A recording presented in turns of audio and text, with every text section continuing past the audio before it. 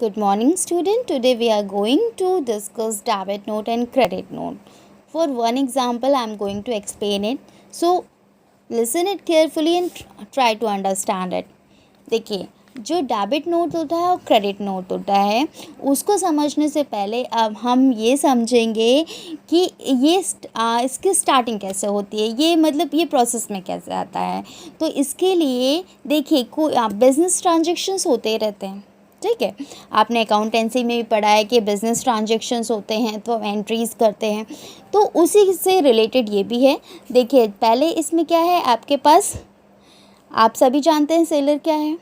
Seller जो product को cell करता है, तो जो उस प्रोडक्ट को सेल कर रहा है उसका नाम है मोतीलाल, और परचेज़र जो प्रोडक्ट परचेज़ करता है उसका नाम है रमेश, ठीक है। तो इन दोनों के बीच में जो ट्रांजेक्शन्स परचेज और सेल्स का हुआ है वो है ₹1000 का, ठीक है। कोई भी ₹1000 का प्रोडक्ट सेलर ने सोल्ड किया है और परचेज़र ने परचेज़ किया है, ठीक है। अब ये दोनों अपनी बुक्स ऑफ अकाउंट्स में क्या एंट्री करेंगे। परचेज अकाउंट डेबिट कौन करेगा, परचेज़र करेगा टू मोतीलाल, ठीक है। और यहाँ पे सेलर क्या करेगा, Ramesh account debit to sales account. ये आप लोग को पता होगा, परचेज और सेल्स की एंट्री आप सभी ने अकाउंट्स में की है, तो इसको एक्सप्लेन करने की ज़रूरत नहीं है। बट जो चीज़ें परचेज होती हैं उसके लिए हम डेबिट करते हैं, और जो सेल्स होती हैं उसके लिए हम क्रेडिट करते हैं, ठीक है। अब क्या हुआ, इन दोनों में परचेज़ के जो परचेज़ और सेल्स के ट्रांजेक्शन थे वो हो गया। जिसको गुड्स परचेज़ करना था उसने परचेज़ कर लिया, जिसको सोल्ड करना था उसने सोल्ड कर दिया। बट आफ्टर डेट क्या हुआ, गुड्स में कुछ प्रॉब्लम आ गई, मे बी सम डिफेक्ट्स।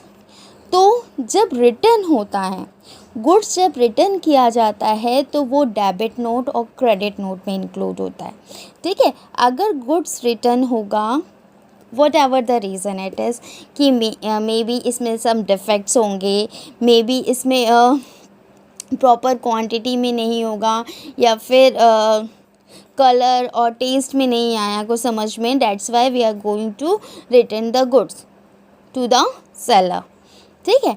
अब इसमें इन्होंने क्या किया, सेल्स अगर रिटर्न हुआ है तो यहाँ पे क्या होगा, यहाँ पे परचेज़ रिटर्न होगा और यहाँ पे सेल्स रिटर्न होगा, क्योंकि यहाँ से परचेज़ किया गया था, that's why we put it in purchase return, और यहाँ पे सेल्स रिटर्न हुआ है।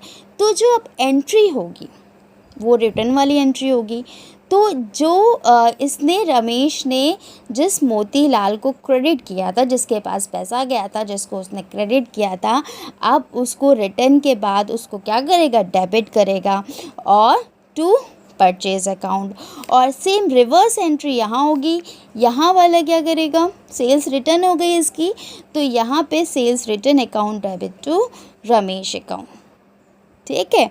तो अब या तो ये फ्यूचर में से अपना अमाउंट अपना पैसा लेगा, और पैसा नहीं लेगा तो क्या करेगा, फ्यूचर में कुछ गुड्स परचेज करेगा तो वो अमाउंट उसमें एडजस्ट हो जाएगा। तो जहाँ सेलर को डेबिट किया जाएगा उसे क्या कहा जाएगा, डेबिट नोट के थ्रू रिटर्न में वो उसको बताएगा कि आपके गुड्स वापस कर दिए गए हैं, ठीक है। तो वो डेबिट नोट होगा, और इंक्लूडिंग रीज़न नरेशन भी इंक्लूड होगा। और सेम सेल्स रिटर्न में जो वो एंट्री करेगा उसमें रमेश को वो क्रेडिट करेगा, तो वो क्रेडिट नोट बना के इसको मेंशन करेगा सेलर, ठीक है। आई थिंक ये आपको समझ में आ गया होगा। अगर कोई डाउट है यू कैन आस्क मी।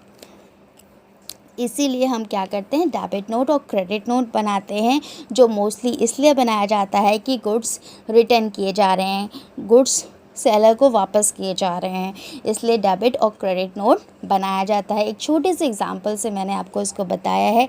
इसमें बहुत सी जगह इन लोगों ने लोग क्या करते हैं, इसमें टैक्स भी इंक्लूड करते हैं, बट टैक्स वाला बहुत ज़्यादा आपके लिए हैवी हो जाएगा, इसलिए आप लोग बहुत ज़्यादा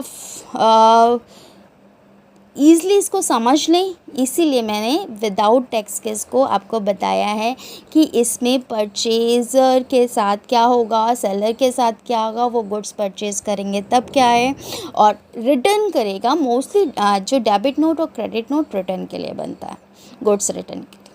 थैंक यू।